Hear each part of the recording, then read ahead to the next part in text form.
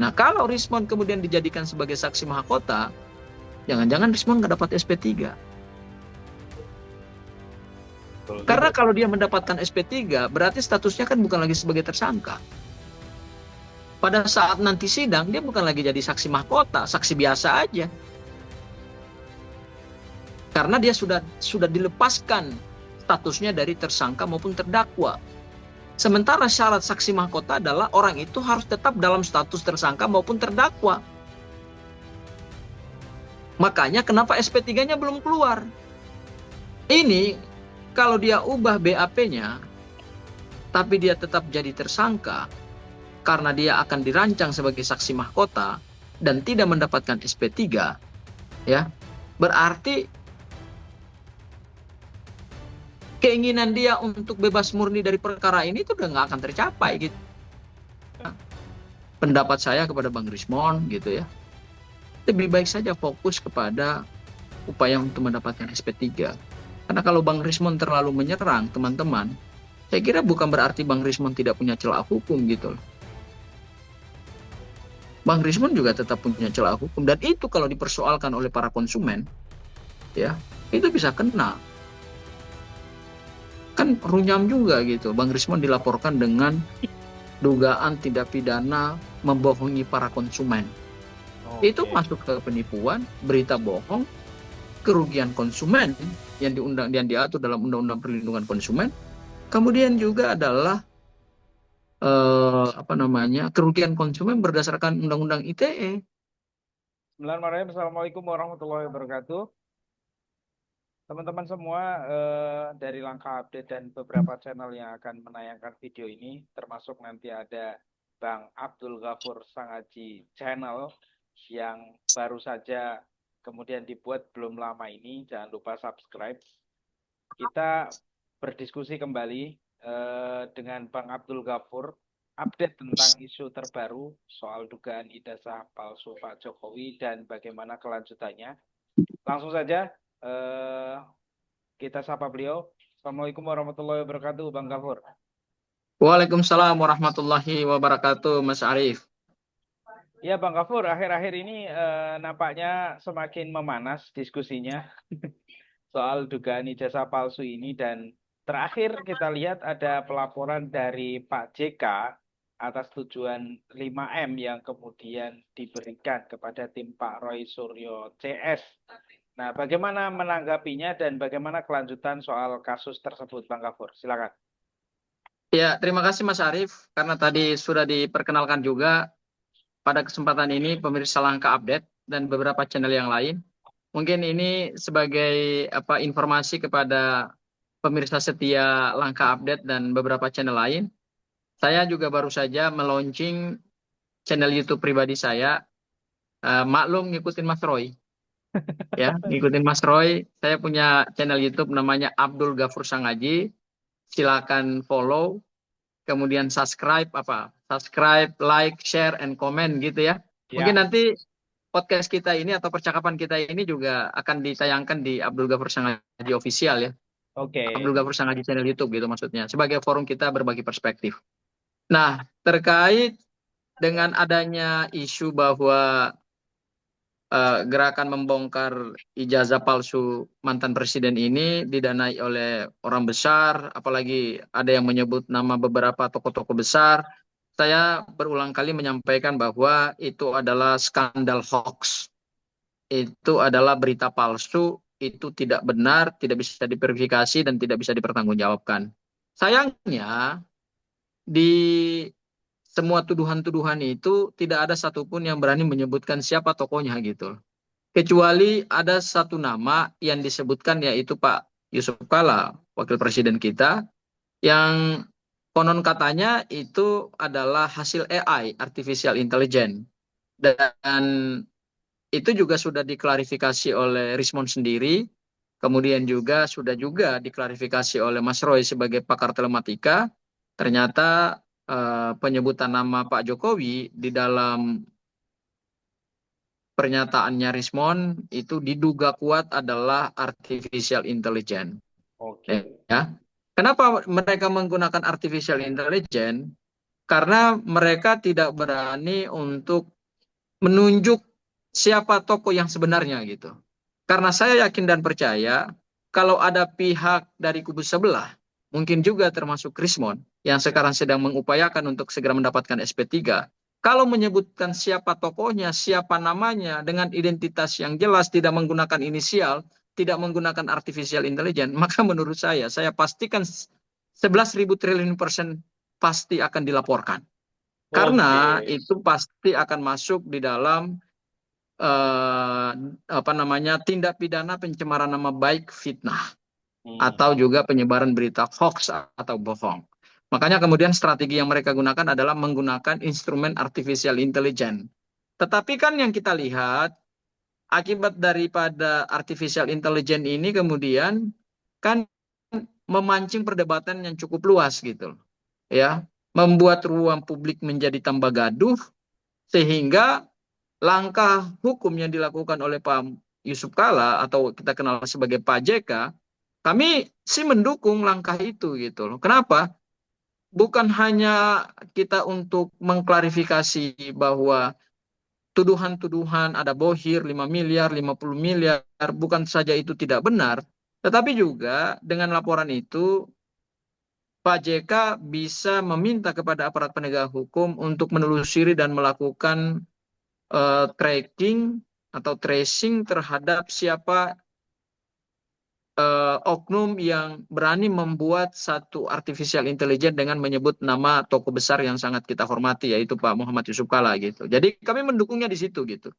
Supaya ini juga menjadi bagian daripada warning kepada pihak lainnya untuk tidak lagi menyebut nama-nama tokoh sepanjang tidak mempunyai bukti, sepanjang tidak mempunyai data yang akurat, yang valid, maka tentu itu akan berhadapan dengan satu risiko hukum gitu. Jadi kami mendukungnya di situ. Kemudian juga pihak-pihak yang sengaja membuat artificial intelligence itu juga harus diminta pertanggungjawaban hukum gitu, ya.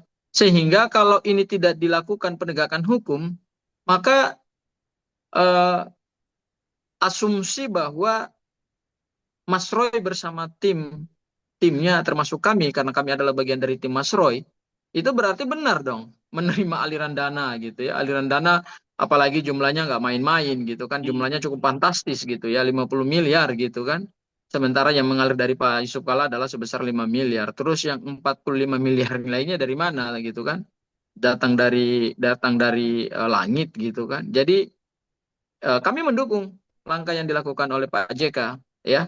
Nanti tinggal diuji saja dalam proses pembuktian apakah itu memang benar-benar artificial intelligence. Kemudian jika itu memang artificial intelligence, kira-kira siapa yang meng-create artificial intelligence, siapa yang kemudian memviralkan dan hasil dari penelusuran dan kajian telematikanya Mas Roy itu memang ada beberapa YouTuber dari kelompok sebelah yang kemarin baru saja merayakan 1 tahun mereka Oke. itu juga mengglorifikasi gitu ya, membuat narasi-narasi seolah-olah isu itu benar yang disebutkan oleh AI itu gitu. Jadi itulah yang kemudian juga harus dimintai keterangan dan memang kalau ada dugaan tindak pidana ikut menyebarluaskan berita bohong, ikut menyebarluaskan berita yang tidak benar, itu juga harus diminta pertanggungjawaban hukum pidana gitu, Mas Arief. Artinya tetap saja meskipun ini sudah diklarifikasi oleh Rismond bahwa ini AI, Pak Roy Suryo juga AI, akan tetap saja ada akan tetap aja ada akan calon terpidana ya atas laporannya Pak Roy Suryo ini jika kemudian itu ditindaklanjuti oleh aparat kepolisian. Artinya begitu, Pak Gafur. Iya, ini kan laporannya kan Pak Yusuf Kala ya. Mohon maaf, Ya, Mas Pak Arief Yusuf ya. Kala. Jadi perlu saya Ya. klarifikasi ini laporannya Pak Yusuf Kala. Kemudian klarifikasi Rismon itu baru diberikan setelah LP-nya naik. Karena ini Oke. sudah LP, LP itu artinya sudah tahapan penyelidikan, di mana berdasarkan KUHP itu sudah masuk tahap pro justisia, di mana penyidik akan segera memanggil eh, mungkin meminta keterangan pelapor secara lebih detail, kemudian juga nanti diminta keterangan saksi-saksi, kemudian mungkin juga barangkali ada ahli keterangan gitu. Jadi Rismon memberikan keterangan itu sebetulnya setelah LP-nya Pak Jokowi, sorry, LP-nya Pak JK itu JK. diterima oleh Baris Krim Polri gitu ya. Sebenarnya kalau Rismon mau memberikan keterangan lebih awal, mungkin Pak Yusuf Kalla tidak mengambil langkah hukum untuk melaporkan itu ke Baris Oke. Krim Polri gitu ya. Tapi karena Rismon seperti tidak menanggapi, kemudian diam saja gitu kan, oleh kelompoknya Pak Yusuf Kalla termasuk kuasa hukumnya ya mungkin menganggap bahwa diamnya Rismon itu berarti seperti seolah-olah mengiyakan bahwa apa yang disebutkan di dalam video yang cukup viral itu benar adanya gitu loh. Makanya mereka melakukan langkah hukum gitu. Jadi meskipun nanti apa namanya eh, terbukti bahwa ini artificial intelligence, tetapi bisa bisa dicarikan siapa pelaku atau siapa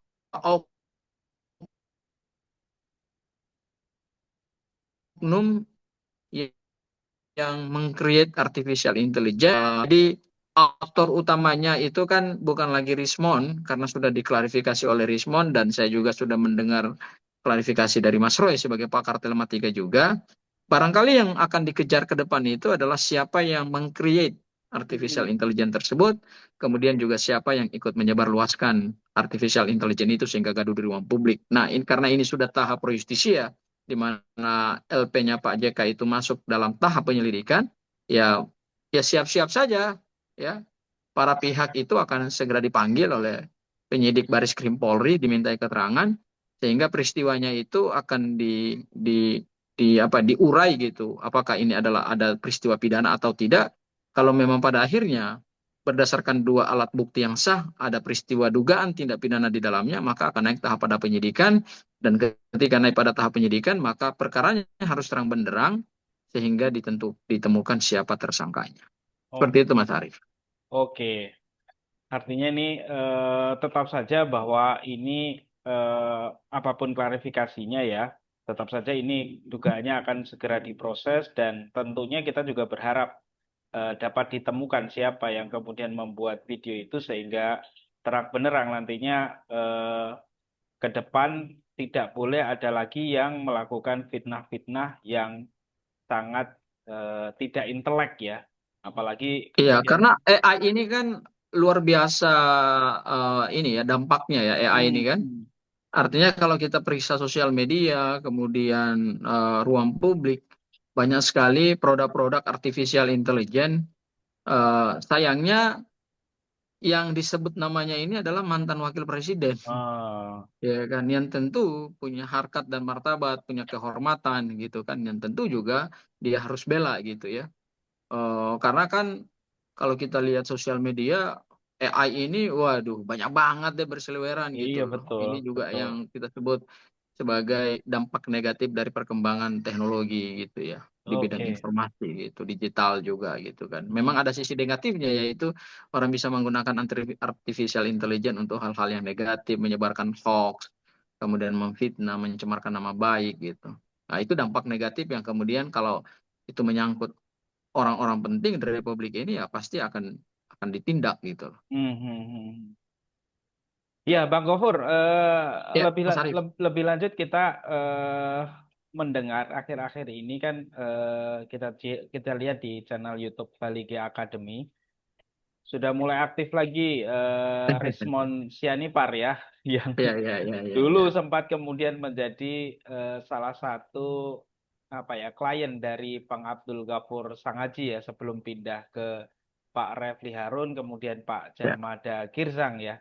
Dan ya, terakhir kita lihat video-videonya cukup apa namanya cukup provokatif bahkan cenderung menyerang ya ya, terhadap Pak Roy Suryo dan beberapa orang yang lain, khususnya Pak Roy Suryo ya, sering ya. kemudian kita lihat disebut-sebut di situ bahwa dia tidak kapabilitas sebagai Hmm. peneliti, bahkan sebagai ahli yang kemudian menjabarkan soal dugaan ijazah palsunya Pak Jokowi. Nah, bagaimana menanggapi ini, Bang Abdul Ghafur sebagai kuasa hukumnya Pak Roy Suryo?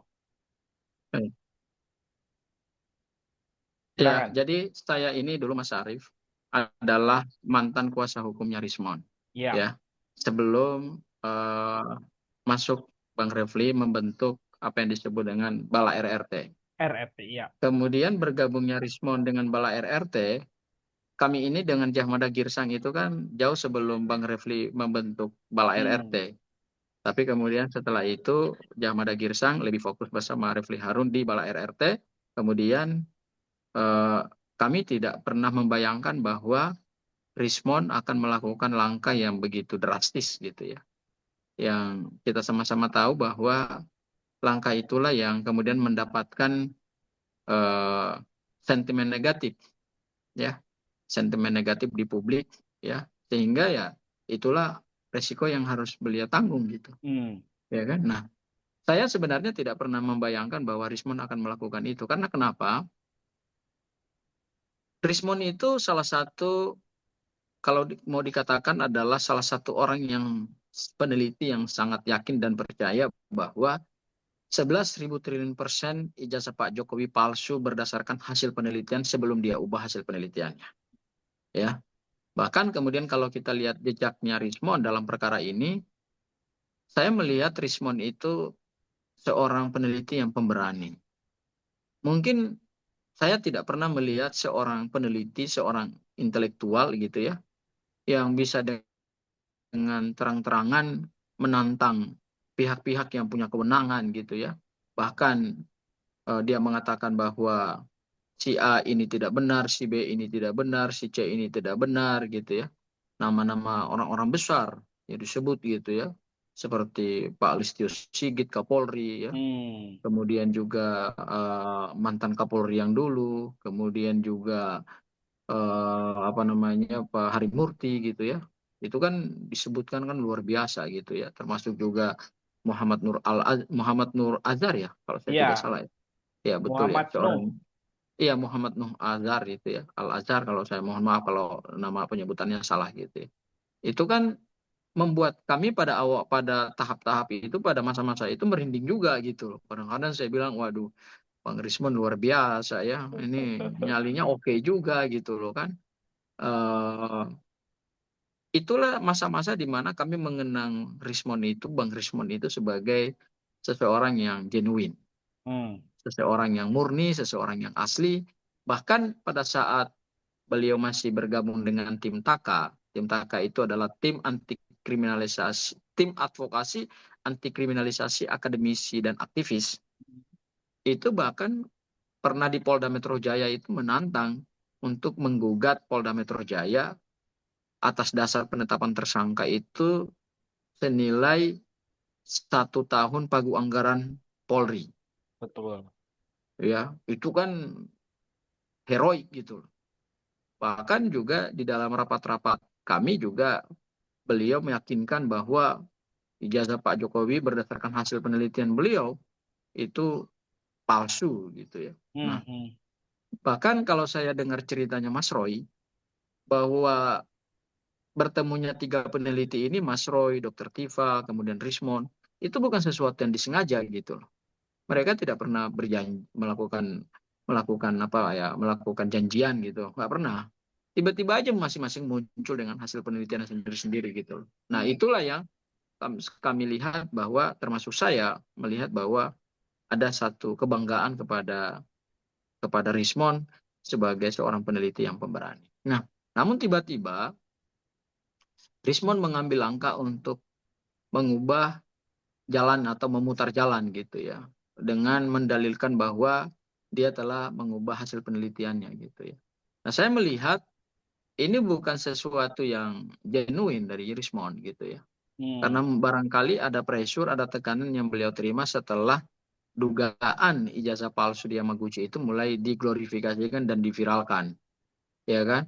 Apalagi konon katanya, dugaannya, Rismon selain memalsukan ijazahnya S2, S3 di Yamaguchi, tapi juga ada dugaan istrinya juga ikut membuat surat palsu terkait dengan kematiannya gitu. Hmm. Artinya, kalau itu menjadi satu perkara hukum, maka bukan hanya Rismond yang harus mempertanggungjawabkan perda yang didapatkan dari Yamaguchi S2 S3, tetapi juga bisa menyeret istrinya juga gitu. Oke. Ya, artinya suami istri itu punya potensi untuk menjadi tersangka. Sehingga atas dasar itulah barangkali Rismond memilih untuk tidak melanjutkan perjuangan ini gitu. Ya kan? Karena barangkali dia pasti memikirkan juga nasib istrinya gitu kan. Ya, ketika misalnya ada dugaan istrinya memalsukan surat kematian, ya istrinya juga akan kena dugaan tindak pidana pemalsuan dokumen. Jadi suami istri itu bisa menjadi tersangka dalam kasus Yamaguchi itu, ya istrinya bisa kena pasal turut serta penyertaan. Artinya orang yang turut membantu sehingga dugaan peristiwa pidana itu terjadi gitu loh. Nah, itu yang barangkali menggubah apa namanya langkahnya Rismond untuk tidak lagi berada dalam gerbong untuk membongkar ijazah eh, Presiden Jokowi gitu yang mereka duga adalah ijazah palsu. Nah, saya melihat momentumnya di situ. Titik balik Rismond berubah itu setelah dilaporkan kasus Yamaguchi-nya. Makanya kemudian belakangan ini kan kalau kita lihat kasus Yamaguchi itu kan seperti udah tenggelam gitu. Iya, betul. Ya udah tenggelam. Jadi saya melihat memang ini ada strategi yang dilakukan oleh kubu sebelah untuk melakukan pressure sehingga para peneliti-peneliti hebat ini ya yang dulunya kita banggakan, yang dulunya kok begitu heroik gitu, akhirnya mereka harus mau nggak mau berkompromi gitu loh. Hmm. Mau berkompromi setelah eh, apa namanya ada dugaan mereka terlibat dalam kasus-kasus lain gitu, Mas Arief. Artinya perubahan ini terjadi ketika kemudian tadi ya ada pressure tekanan soal ijazahnya di Yamaguchi.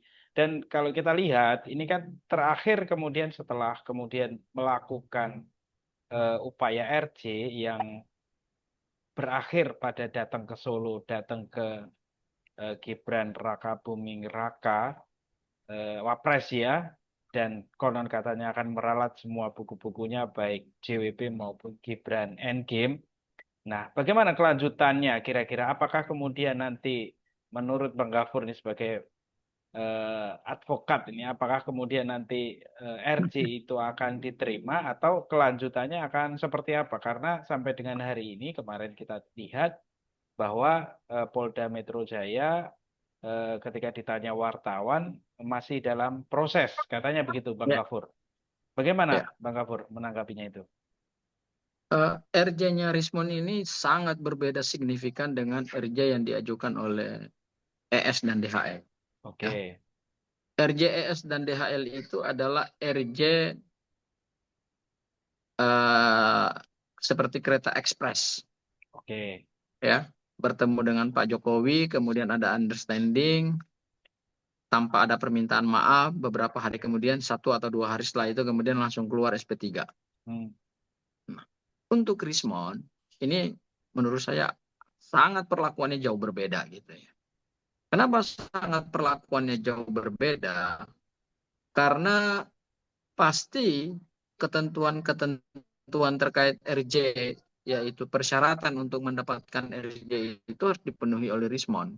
oke. Ya, jadi pada saat ES dan DHL mendapatkan SP3 dengan basis RJ, itu kan nggak ada itu namanya Hmm, kesepakatan RJ yang mereka tanda tangani gitu, ya kan? Tetapi begitu Rismond mengajukan RJ karena adanya pressure pada saat kasus dugaan ijazah palsu yang Yamaguchinya muncul, maka kemudian secara bergening pasti Pak Jokowi akan meminta banyak sekali pemenuhan persyaratan restoratif justice yang diatur dalam Perkapolri nomor 8 2021 gitu. Karena hmm. RJ ini menggunakan Perkapolri 8 2021, bukan menggunakan KUHP yang baru. Karena kalau ini menggunakan KUHP yang baru, maka RJ Rismond tidak bisa dia dapatkan gitu.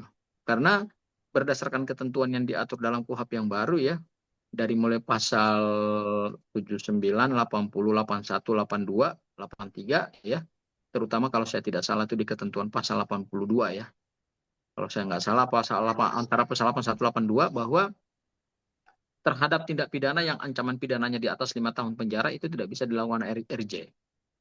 Tapi karena ini menggunakan Perpol 8 2021, ya, peraturan internal kepolisian, di mana RJ itu syaratnya tidak ada namanya ketentuan ancaman pidana. Jadi bebas-bebas saja gitu loh orang mengajukan RJ. Nah, sehingga inilah yang kemudian harus dia penuhi persyaratan yang dimintakan baik dalam Perpol 8 2021 maupun juga dalam KUHP yang baru. Nah, syarat-syarat RJ ini kan pasti saya kira ya akan jauh lebih berat untuk dia penuhi gitu ya. Karena Rismon akan dijadikan sebagai tameng untuk melawan hasil penelitian Roy dan kemudian Dr. Kiva. Ini strateginya kan itu, ya. Jadi seperti apa namanya memasang Rismon sebagai petarung baru gitu. Dahulu Jokowi ya bersama timnya hanya menyandarkan pada kekuatan UGM. Begitu Rismon berbalik arah, maka kemudian Rismon diharapkan dalam tanda petik diharapkan ini bisa menjadi petarung baru gitu Kekuatan baru ya. untuk kekuatan baru ya untuk melawan hasil penelitian Mas Roy dan kemudian Dr. Tifa. Jadi permintaan itulah yang pasti akan menjadi persyaratan restoratif justice. Seperti apa gitu, ya kan? Misalnya yang pertama, dia harus menulis buku untuk membantah Jokowi White Papers. Ya. Kemudian yang kedua, dia harus menjelaskan seperti apa hasil penelitian dia yang terbaru berdasarkan metodologi-metodologi yang diyakini itu adalah metodologi-metodologi ilmiah. Saya sebenarnya cukup ragu ya terhadap hasil penelitian Bang Rismon yang konon katanya sudah dia lakukan beberapa bulan yang lalu gitu. Karena gini, saya ragunya gini. Peneliti itu utamanya kan dia harus meneliti objek. Ya. Objek yang diteliti oleh Rismon dulu itu adalah basisnya skripsi. Ya. Ya, yang dia temukan fontnya bukan Times New Roman pada tahun 1985, ya kan? Itu dibuat bukan dengan hand press, dibuat secara digital, ketiknya bukan ketik manual, gitu kan? Nah, itu yang primary evidence yang didapatkan oleh Rismon. Tetapi terkait dengan ijazah, itu kan basisnya adalah yang diunggah Dian Sandi. Nah, kalau dia mengatakan hasil penelitian terbarunya adalah hasil penelitian yang sudah mengubah semua hasil penelitian dia yang sebelumnya, maka dokumen apa yang dia pakai gitu. Masuk akal. Sementara dokumen atau yang kita sebut sebagai preparat, yaitu dokumen basis penelitian, itu kan disita Polda Metro Jaya. Betul. Iya kan?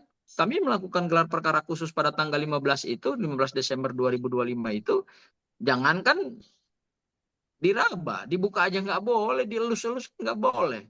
Sehingga siapapun tidak bisa memastikan seperti yang dipastikan oleh Rismon bahwa ada emboss misalnya, ada watermark misalnya gitu kan. Karena memang itu tidak bisa dilihat gitu pada saat gelar perkara khusus. Pertanyaan kita kepada Rismon adalah dia mengubah hasil penelitian dia yang lama kemudian dia simpulkan dengan hasil penelitian baru adalah ijazah asli. Ya objek penelitiannya dari mana gitu. Itu yang jadi pertanyaan. Hasil penelitian tanpa objek gitu loh. Iya kan? Karena dia harus memenuhi persyaratan restoratif justice di mana dia harus mengubah hasil penelitiannya, ya mau nggak mau dia harus mengatakan bahwa ijazah ini sudah asli berdasarkan hasil penelitian dia yang terbaru. Tapi hasil penelitian dia yang terbaru coba kita lihat di balik akademi. Yang dulu dia kalau menganalisa ijazah, menganalisa terutama skripsi itu kan dia tampilkan tuh secara digital. Sekarang coba dia hanya bernarasi, hanya berretorika, tanpa satupun hasil penelitian itu dia sampaikan ke publik gitu loh. Ya, artinya saya menduga bahwa Rismon belum melakukan hasil penelitian terhadap objek ijazah analog, yaitu ijazah Pak Joko Widodo yang saat ini sudah disita oleh Polda Metro Jaya. Karena statusnya kan jadi barang bukti. Ya masa Rismon bisa mengakses barang bukti itu kan nggak boleh. Orang-barang buktinya aja disegel gitu loh. Pada saat kami gelar perkara khusus juga kan barang bukti itu nggak boleh dipegang, nggak boleh diraba, nggak boleh dielus gitu. Sehingga dari mana Rismond bisa mengatakan ijazah ini asli berdasarkan penelitian yang terbaru? Jangan-jangan menurut saya itu hasil penelitian yang sebetulnya hanya dideklarasikan tapi kegiatan penelitian itu belum dilakukan gitu. Dugaan saya seperti itu. Ya, karena kalau kita lihat statement dia di Bali G Academy kan belum ada satupun yang dia tampilkan tuh kan. Biasanya kan dia menampilkan tuh, ya ini fontnya ini ya kan, ini fontnya ini yang dulu ya. Makanya dia simpulkan 11.000 triliun persen palsu palsu palsu palsu gitu. Betul. Nah, itu yang terjadi. Yang berikutnya lagi Mas Arief ya, terkait dengan SP3 beliau. SP3 ini sesuatu yang tidak mudah juga untuk keluar gitu. Karena kenapa? Pasti beliau harus dimintakan untuk memenuhi persyaratan-persyaratan restoratif justice. Serangan-serangan dia yang belakangan kita lihat begitu quote and quote ya, berbeda dengan Rismond yang dahulu bersama Mas Roy sebagai seorang sahabat, orang kawan gitu loh kan. Begitu yang terbaru ini kan nyerangnya kan luar biasa gitu. Kemarin apa saya lihat di apa Bali G Academy ya, disebut Roy Suryo, Mas Roy adalah peneliti gadungan gitu loh. Ya kan? Kan sayang banget gitu loh. Dahulu waktu masih berteman nggak nyebut itu peneliti gadungan. Tapi begitu udah berbeda kepentingan, akhirnya dia menyerang balik gitu loh. Saya menduganya jangan sampai serangan-serangan balik itu juga adalah bagian daripada, ini dugaan saya ya. Kita kan nggak baca kesepakatan restoratif justice. Dugaan saya jangan sampai itu adalah bagian daripada pemenuhan syarat restoratif yang harus dia lakukan gitu. Sehingga dia begitu begitu apa ya, begitu keras menyerangnya gitu loh. Jadi sebetulnya kalau kita mau bicara seorang peneliti yang baik gitu ya, seharusnya kan nggak usah lagi menanggapi teman-teman peneliti dia yang lain yang sampai saat ini nggak mau mengajukan RJ gitu kan. Harusnya dia fokus saja kepada permohonan SP3, pulang sana ke apa namanya Balige, santai seperti yang pernah disarankan oleh Hotman Paris ya. Rismond, lebih baik kau pulang saja ke Balige sana kan. Hmm, Apa melakukan kegiatan apa kayak lebih tenang gitu supaya hidupmu lebih damai gitu loh kan. oke.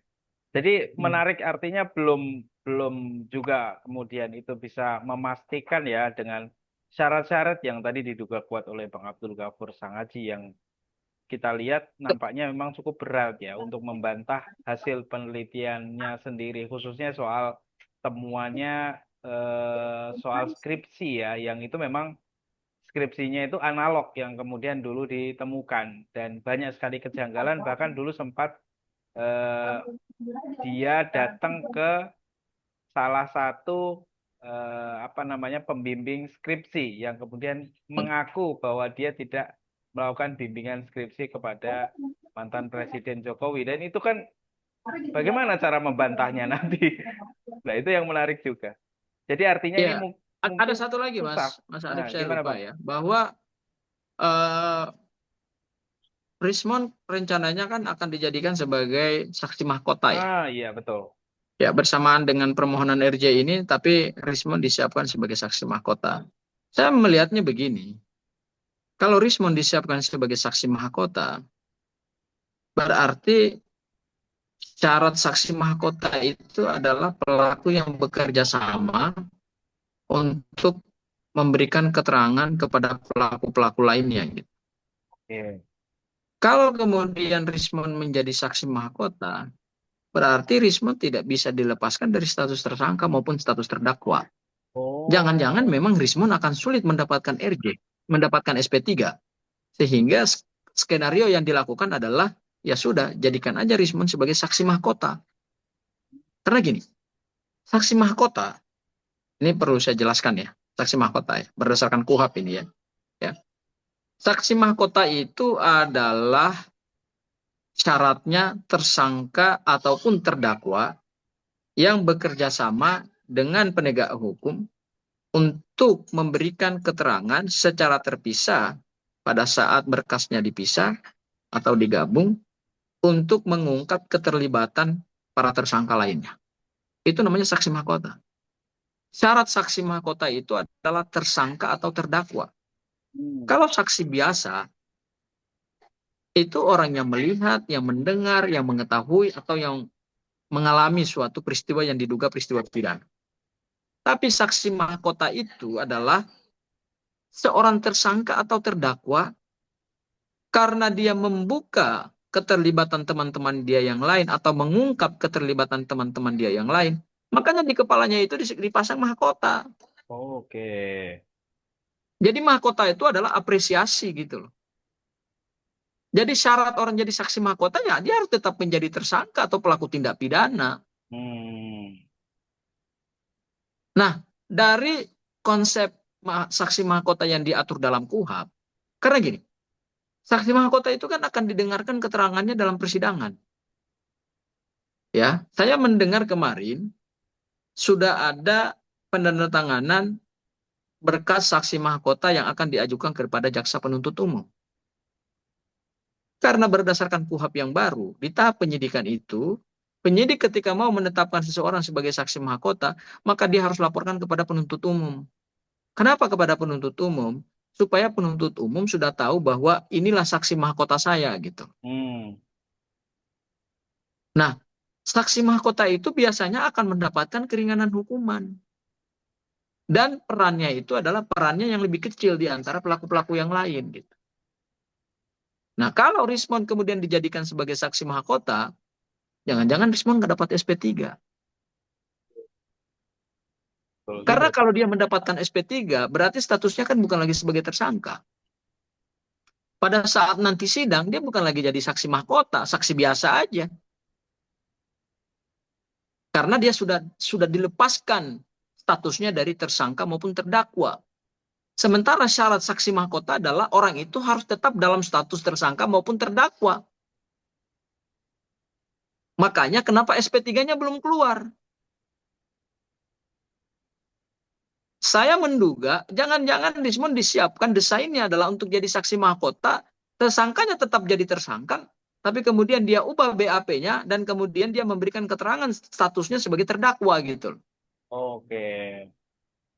Imbalannya apa saksi mahkota? Imbalannya adalah keringanan hukuman. Hanya keringanan hukuman saja ya, Bang Kamil? Hanya keringanan hukuman. Karena gini, di dalam KUHP, nih saya ngomong KUHP ya, Mas Arief ya. Di dalam KUHP itu dikenal beberapa kualifikasi kualifikasi atau jenis seseorang yang kemudian bisa mengajukan diri. Satu, justice kolaborator, yaitu pelaku yang bekerja sama. Kemudian yang kedua, saksi mahkota. Saksi mahkota itu tersangka maupun terdakwa bekerja sama untuk mengungkap keterlibatan tersangka-tersangka ataupun terdakwa-terdakwa lainnya atau pelaku lainnya. Dan yang ketiga itu ada namanya plea bargaining, pengakuan bersalah. Dan satu lagi adalah dia bisa mengajukan restoratif justice. Nah, sekarang dia mengajukan RJ, tetapi yang terjadi adalah SP3-nya nggak keluar. Malah konon katanya saya dengar langsung dari beberapa relawan Pak Jokowi, Rismon menandatangani berkas saksi mahkota. Loh, kalau mengajukan saksi mahkota, diajukan sebagai saksi mahkota, dan nanti diberitahukan kepada penuntut umum, jangan-jangan akan di P21-kan perkara, tapi statusnya tetap sebagai tersangka dan terdakwa gitu. Hmm. Bisa seperti itu. Makanya kenapa SP3-nya belum keluar. Kita tunggulah ke depan gitu. Kalau kemudian SP3-nya benar sebagai saksi mahkota. Tapi kalau SP3-nya keluar, berarti dia nggak bisa lagi menjadi saksi mahkota, ya saksi biasa aja. Karena saksi mahkota itu seorang pelaku yang di kepalanya tuh dikasih mahkota gitu loh. Hmm. Mahkota itu adalah apresiasi. Apresiasinya bukan dengan mendapatkan RJ, bukan. Kalau orang mendapatkan RJ, itu berarti dia memenuhi persyaratan restoratif justice. Tapi kalau dia dijadikan sebagai saksi mahkota, berarti dia tetap statusnya sebagai pelaku tindak pidana.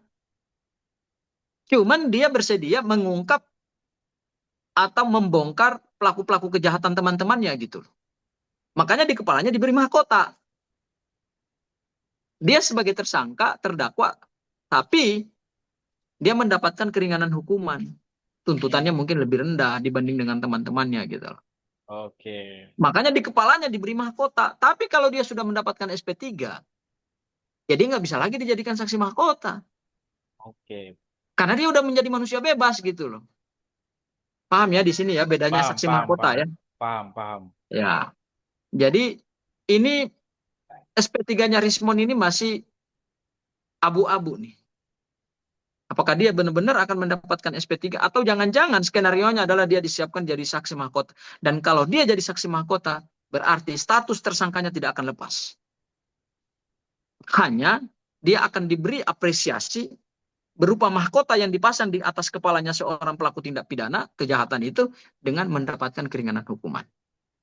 Itu konsepnya yang disebut dengan saksi mahkota gitu loh. Jadi ini tetap buah si malakama ya Bang Gafur ya. Ya antara dua pilihan itu ya. Iya, kita lihat ini sebenarnya opsi yang kemudian makanya Polda Metro Jaya kan belum memberikan kepastian kan Ah, betul. terkait dengan status SP apa namanya status RJ-nya masih dikaji RT. terus kan. Hmm. Nah, satu lagi, Rismon sudah mengubah berita acara pemeriksaannya. Oke. Ketika BAP Rismon mengubah berita, yang dulu di awal udah dirubah Bang Gafur. udah dirubah. Pasti udah dirubah kan dengar-dengar bahwa Rismon sudah dimintai keterangan kan. Ya, dan pada saat dulu dia diperiksa sebagai tersangka, saya salah satu orang yang mendampingi gitu loh. Ya, Rismon itu diperiksa 3 kali loh, 3 hari berturut-turut. ya. Karena keterangannya banyak Saking gitu loh. panjangnya ya Bang Gafur ya. Panjang, saking panjangnya gitu. Dan saya salah satu ikut yang mendampingi. Jadi yang mendampingi itu ada saya, Jamada Girsang, Bang Jamimo Kolensang, kemudian ada Mulyadi, dan satu lagi Bang Petrus Celestinus. Kami bergantian tuh. Ya. Nah, ini kalau dia ubah BAP-nya, tapi dia tetap jadi tersangka, karena dia akan dirancang sebagai saksi mahkota, dan tidak mendapatkan SP3, ya, berarti keinginan dia untuk bebas murni dari perkara ini itu udah nggak akan tercapai gitu loh. Dia tetap akan digiring ke proses peradilan, hanya saja di atas kepalanya diberi mahkota berupa apresiasi bahwa akan mendapatkan tuntutan hukuman yang lebih ringan dan kemudian putusan pengadilan dengan hukuman yang lebih ringan dibandingkan dengan teman-temannya. Itu konsep saksi mahkota. Oke. Kalau seseorang sudah memenuhi semua restoratif justice kemudian keluar SP3, SP3 itu adalah surat perintah penghentian penyidikan, berarti saat itu dia tidak lagi menjadi seorang tersangka dan kemudian tidak mungkin lagi akan menjadi terdakwa, makanya tidak lagi dipasangkan mahkota di kepalanya. Jadi saksi biasa aja. Nah, ini yang agak-agak tricky nih. Ini yang perlu kita, makanya saya melihat bahwa Polda Metro Jaya belum memberikan kepastian hukum gitu. Ya. Clear sih kalau dari Jadi masih penjelasan Bang masih Gafur. masih ngeri-ngeri sedap juga nih Rismon mau mengajukan RJ berharap mendapatkan SP3 gitu loh. Tapi Ber- desainnya bisa jadi saksi mahkota gitu loh. Hmm. Agak-agak ngeri-ngeri sedap juga nih. Berarti Oke. keinginan Rismon untuk lepas murni dari perkara ini ya memang belum akan terpenuhi dalam waktu dekat gitu loh. Tapi kita Oke. lihatlah ke depan. Tapi yang saya sampaikan ini kita lihat nanti ke depan. Oke. Menurut pengetahuan ilmu hukum saya, kalau dia sudah RJ, kemudian SP3, berarti dia tidak bisa lagi jadi saksi mahkota. Ya saksi biasa aja. Tapi kalau kemudian dia desainnya adalah saksi mahkota, berarti status tersangka dan terdakwanya tidak bisa dilepas. Hmm. Itu. Bedanya di situ Mas Arief. Oke Bang Gafur. Ini tak terasa kita udah hampir 1 jam ternyata. Obrolan kita ini. Dan terakhir Bang Gafur, Masya Allah. apa yang kemudian ingin disampaikan kepada masyarakat atas atensinya terhadap Saya barangkali ya, ingin menyampaikan pesan begini kepada Bang Rismon ya. hmm, Eh, Bang Rismon fokus saja untuk mendapatkan SP3. Itu jauh lebih baik. Ya. Tidak perlu lagi menyerang teman-teman, sahabat-sahabat gitu ya. Meskipun jalannya berbeda gitu. Tapi tidak perlu lagi membombardir mereka dengan pernyataan-pernyataan yang pada akhirnya malah akan membuat persoalan ini menjadi makin bagi runyam gitu. Tidak ada orang yang bisa bebas 100% dari perkara-perkara hukum gitu ke depan. Ya. Bang Rismon juga kalau terlalu menyerang, saya kira juga mungkin saja pihak-pihak yang diserang ini juga bisa melakukan langkah hukum juga terhadap Bang Rismon gitu. Salah satunya adalah misalnya yang saya dengar-dengar gitu ya, bahwa terkait dengan buku Gibran Endgame. Buku Gibran Endgame ini satu fenomena yang menarik. Kenapa? Karena buku itu sudah laku terjual berdasarkan judulnya yang menarik. Gibran Endgame, Wapres tak lulus SMA. Orang kan tertarik ingin beli buku itu gitu.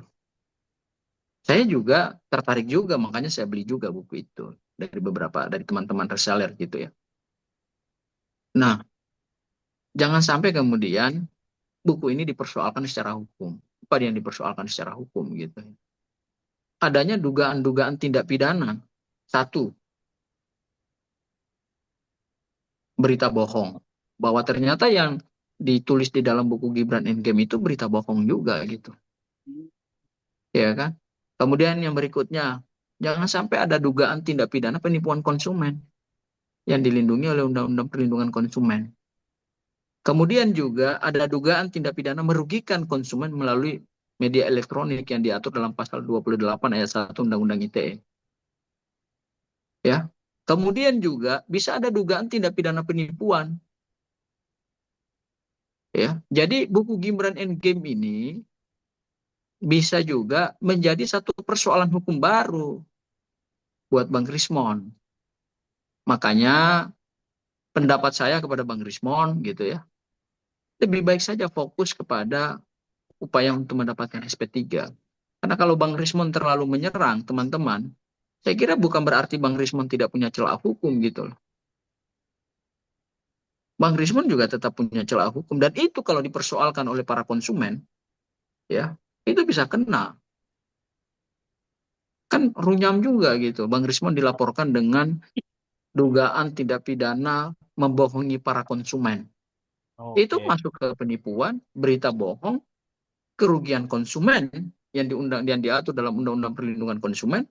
Kemudian juga adalah apa namanya kerugian konsumen berdasarkan Undang-Undang ITE. Jadi ada tiga Oke. undang-undang yang bisa menjerat, yaitu KUHP, ya. KUHP itu ada pasal namanya pasal 492 tindak pidana perbuatan curang.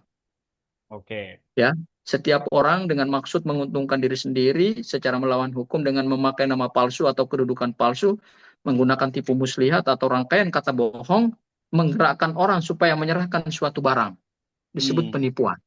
Artinya, ada dugaan rangkaian kebohongan berdasarkan buku tersebut, sehingga orang mau membeli buku itu gitu loh. Oke. Itu bisa kalau dipersoalkan. Tindak pidana perbuatan curang diatur pasal 492 KUHP yang baru gitu. Yang kedua juga ada juga namanya pasal 495 ya, yaitu perlindungan terhadap konsumen dari perbuatan dengan cara curang gitu. Kemudian ada juga kalau pasal 495 itu setiap orang yang melakukan perbuatan dengan cara curang yang mengakibatkan orang lain menderita kerugian ekonomi. Kan orang membeli itu kan sebetulnya kerugian ekonomi kan? Hmm. Karena judulnya itu dianggap quote and quote ada dugaan curang di dalamnya, ya orang bisa melapor gitu. Dan satu lagi adalah pasal 28 ayat 2 Undang-Undang ITE. Dan terakhir adalah Undang-Undang Perlindungan Konsumen. Jadi Bang Rismon ketika menyerang teman-teman ini berlebihan gitu ya. Ini jangan sampai ada gelombang balik loh buat Bang Rismon gitu loh. Oke. Ya, lebih baik fokus saja untuk mendapatkan SP3 gitu ya. Kalaupun nanti pada akhirnya tidak mendapatkan SP3, kemudian menjadi saksi mahkota, ya sudah, jalan saja dengan proses itu gitu. Jadi Oh, jangan terlalu gertak-gertak gitu loh. Waduh, ini ngeri-ngeri sedap ini. Iya kan? karena bisa Ah. terancam balik juga ya Bang Gafur Oh ya. iya, Bang Rismon itu masih punya banyak celah-celah hukum juga gitu. Ada Hmm. satu lagi, dugaan tindak pidana memberikan keterangan palsu di bawah sumpah gitu loh. Pasal Hmm. 373 KUHP yang baru, ancaman pidananya 7 tahun. Jadi lebih baik menjadi lawan menjadi lawan, tapi lawan yang bersahabat aja gitu loh. Bersahabat dalam Hmm. arti yang nggak usah terlalu nyerang-nyerang yang kasar-kasar lah gitu. Mau bantah Hmm. hasil penelitian, bantah aja hasil penelitian gitu loh. Ya kan? Jangan nyebut saya akan bongkar ini, saya akan bongkar ini, saya akan bongkar. Waduh, kamu nggak bongkar orang, orang bongkar kamu gitu loh kan. Bahaya juga kan. Dengan buku Oke. Gibran M Game aja kamu bisa kena loh. Iya, iya, iya, iya. Benar. Saya analisa hukum saya buku Gibran M Game itu kalau dipersoalkan bisa jadi peristiwa hukum. Oke, Dan dia baik. tanpa sadar itu loh. Boleh nanti dia konsultasikan dengan pengacaranya. Ya, buka pasal-pasal yang saya sebut.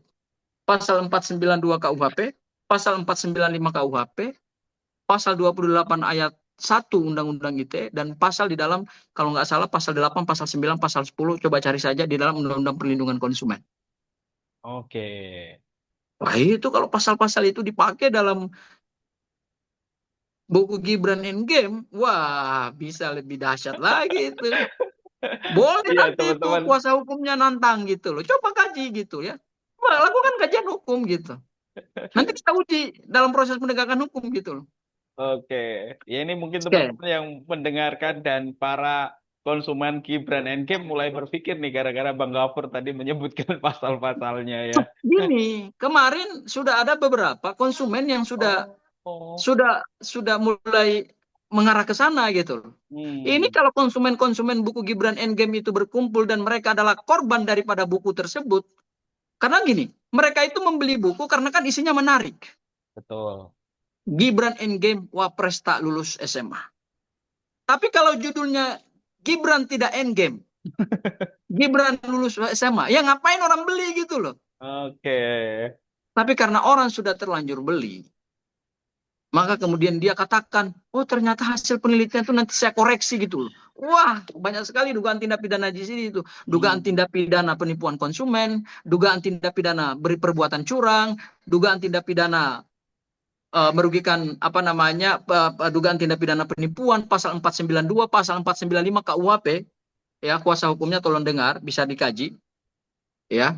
Kemudian juga pasal 28 ayat 1 Undang-Undang ITE memberikan kecurangan terhadap konsumen berdasarkan Undang-Undang Elektronik, Undang-Undang ITE, dan yang terakhir pakai Undang-Undang Perlindungan Konsumen.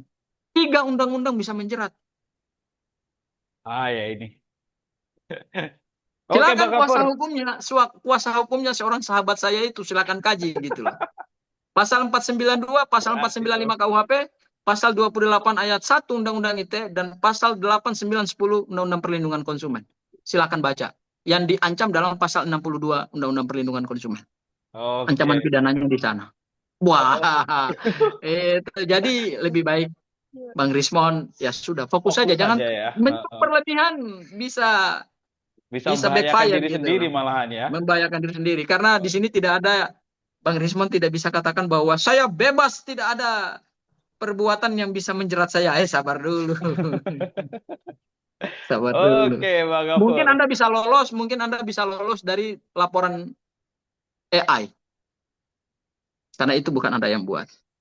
Tapi kalau dalam laporan dugaan tindak pidana memberikan keterangan palsu di bawah sumpah, itu Anda yang melakukan diduga karena keterangan-keterangan Anda itu berbeda dengan apa yang Anda klaim terakhir. Dan yang kedua, ada dugaan tindak pidana perbuatan curang, dugaan tindak pidana penipuan, dugaan tindak pidana merugikan konsumen dengan Undang-Undang ITE, dan dugaan tindak pidana merugikan kepentingan konsumen berdasarkan Undang-Undang Perlindungan Konsumen. Hanya satu buku Oke. Gibran in game. Anda bisa jatuh juga di situ. Oke, Bang Gafur. Terima kasih banyak atas pandangan hukumnya Sama-sama. pada malam hari ini. Insya Allah ini Sama-sama. mudah-mudahan memberikan perspektif hukum yang baru dan berkaitan dengan dugaan ijazah palsu Pak Jokowi ini segera bisa selesai, gitu ya, teman-teman sekalian. Terima kasih. Sayangnya, ini barang belum akan selesai. Masih panjang ini. Oke, terima kasih Bukan teman-teman kita yang yang sudah. manjang-manjangin, penegak hukum yang manjang-manjangin gitu loh. Iya. Oke, baik. Terima kasih teman-teman yang Oke. sudah menonton. Terima kasih Bang Abdul Ghafur Sangaji. Saya akhiri. Wassalamualaikum warahmatullahi wabarakatuh. Waalaikumsalam warahmatullahi wabarakatuh.